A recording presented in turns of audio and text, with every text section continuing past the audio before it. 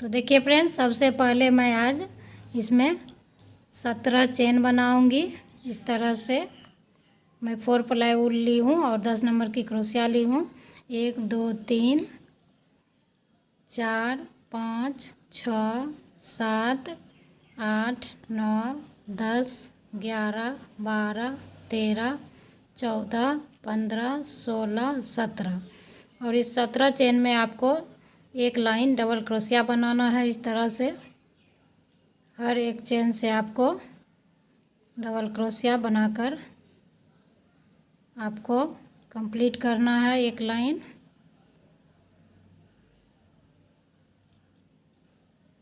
देखिए फ्रेंड्स, एक line double crochet बनने के बाद आप लोग उल्टी तरफ से 1 2 3 चेन दीजिएगा। उसके बाद यहाँ चौथी चेन में आपको सिंपल क्रोशिया से इसको जॉइंट करना है और फिर 1 2 3 4 5 छः चेन के बाद आपको यहाँ पर 1 2 3 4 5 लाइन 5 डबल क्रोशिया के बाद आपको छठी में इस तरह से सिंपल क्रोशिया से इसको जॉइंट करना है और फिर 1 2 3 आपको यहाँ पर 1 2 3 में इसको सिंपल क्रोशिया से जॉइंट करना है। फिर आपको इधर मुड़ जाना है और फिर इसको आप यहाँ को छोड़ दीजिएगा और फिर इस चेन में आपको इस तरह से डबल क्रोशिया डालना है। तो आप लोग इसमें 15 डबल क्रोशिया डालिएगा। फिर इसमें आप लोग डबल क्रोशिया डालने के बाद आप लोग यहाँ पर सिंपल क्रोशिया से इसको इस तरह से जॉइंट कीजिएगा और फिर आपको इधर मुड़ जाना है और फिर यहाँ 1 2 3 चेन और फिर यहाँ पर ये दूसरी वाली जो पहली डबल क्रोशिया है इसमें आपको इस तरह से डबल क्रोशिया बनाना है। फिर 1 2 3 चेन दीजिएगा और फिर इसके बीच से आपको इस तरह से सिंपल क्रोशिया से इसको जॉइंट करना है और फिर आपको इस अगली डबल क्रोशिया के ऊपर से फिर एक डबल क्रोशिया बनाना है और फिर 1 2 3 चेन और फिर इस बीच से आपको सिंपल क्रोशिया से इसको इस तरह से जॉइंट करना है और फिर यहाँ पर आपको डबल क्रोशिया बनाना है। फिर 3 चेन और फिर यहाँ पर सिंपल क्रोशिया से इसको जॉइंट करना है। तो आप लोग यहाँ 1 2 3 4 5 6 डबल क्रोशिया छोड़कर आपको यहाँ तक इसको बनाना है। इस तरह से आप डबल क्रोशिया बनाते हुए फिर 3 चेन दीजिएगा और इसके बीच से आपको इस तरह से सिंपल क्रोशिया से जॉइंट करना है। तो आप लोग इधर 6 डबल क्रोशिया छोड़कर आप लोग यहाँ तक इसको बनाइएगा। तो फिर देखिए फ्रेंड्स, ये आप लोग 8 बार इसको बनाइएगा और फिर यहाँ से आपको डबल क्रोशिया बनाना है। जितना आप लोग इधर छोड़े हैं उसके ऊपर से आपको डबल क्रोशिया बना लेना है।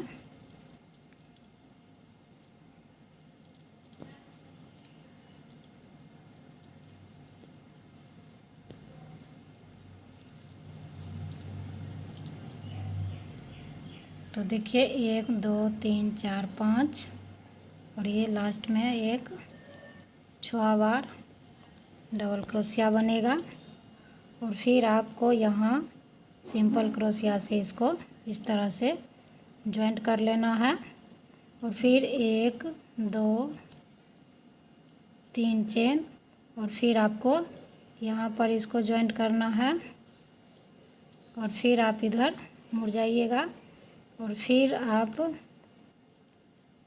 यहाँ इसको डबल क्रोशिया बनाइएगा। तो फिर आप लोग इसके ऊपर इसको डबल क्रोशिया बनाते जाइएगा।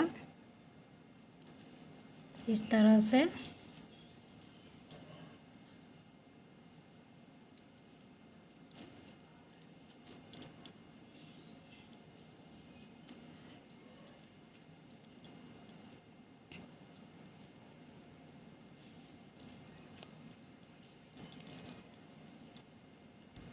और फिर यहाँ डबल क्रोशिया बनने के बाद आप लोग 4 चेन दीजिएगा, 1 2 3 4। और फिर आपको यहाँ डबल क्रोशिया बनाना है इस तरह से। और फिर 1 2 चेन, और फिर आप इधर मुड़ जाइएगा और फिर इसके बीच में आपको डबल क्रोशिया बनाना है।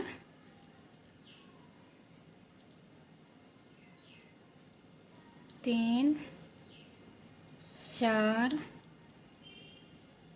5 6। और फिर आपको यहाँ पर 5 चेन बनाना है, 1 2 3 4 5। और ये तीसरी वाली से आपको इस तरह से सिंपल क्रोशिया से इसको जॉइंट करना है। और फिर 1 2 चेन दीजिएगा और फिर आपको यहाँ पर इसको सिंपल क्रोशिया से जॉइंट करना है। और फिर आपको इस बीच में डबल क्रोशिया बनाना है, 2 3 4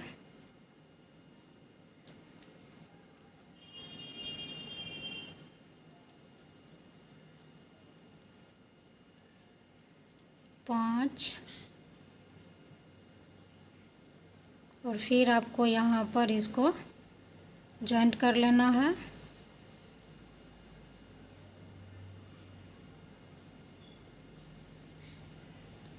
और फिर यहाँ सिंपल क्रोशिया चलाते हुए आपको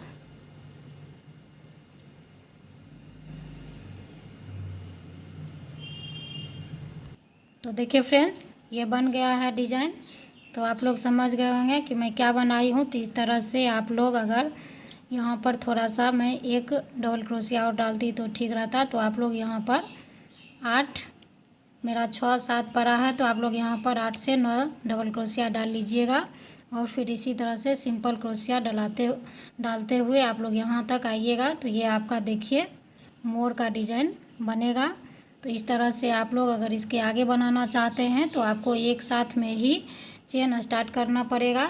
अगर आप लोग तोरण पट्टी बनाइएगा तो आपका गेट की लंबाई जितनी हो उतनी आप लोग चेन डालकर उसके बाद डबल क्रोशिया एक लाइन बनाइएगा। और उसके बाद जैसे जैसे यहाँ मैं बताई हूँ उस तरह से आप लोग इस मोर को बनाइएगा। तो आपका देखिए मैं एक इसमें बनाई हूँ।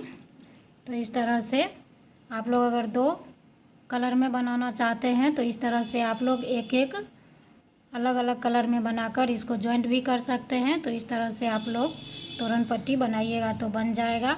अगर आप लोग इसका लेस के रूप में उपयोग करना चाहते हैं, टेबल क्लॉथ या चादर या पर्दा में लगाना चाहते हैं चारों तरफ, तो आप लोग इसको भी एक बार ही चेन डालकर उस जितना लंबाई हो उसको आप लोग चेन बनाकर उसमें एक लाइन डबल क्रोशिया बनाने के बाद आप लोग इस डिज़ाइन को बनाइएगा। तो अगर आप लोगों को समझने में कुछ दिक्कत हो तो मुझे आप लोग कमेंट ज़रूर कीजिएगा। तो मैं अब वीडियो कहीं समाप्त करती हूँ। Thanks for watching my video.